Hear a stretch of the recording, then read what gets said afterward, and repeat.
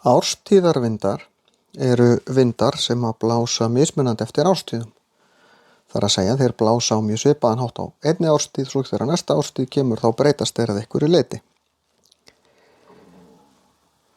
Þetta gerist vegna þess að sólin hitar landið mismikið eftir því hvaða árstíð er.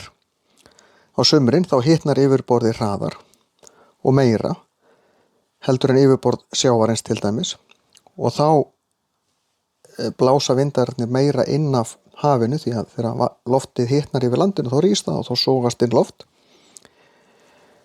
En þetta er öfugt á veturna, því þá hitnar sjórinn meira heldur en jörðin.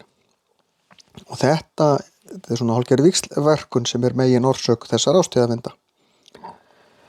Dæmi svona árstíðavinda eru fellibyljir, skýstrókar og monsúnvindar.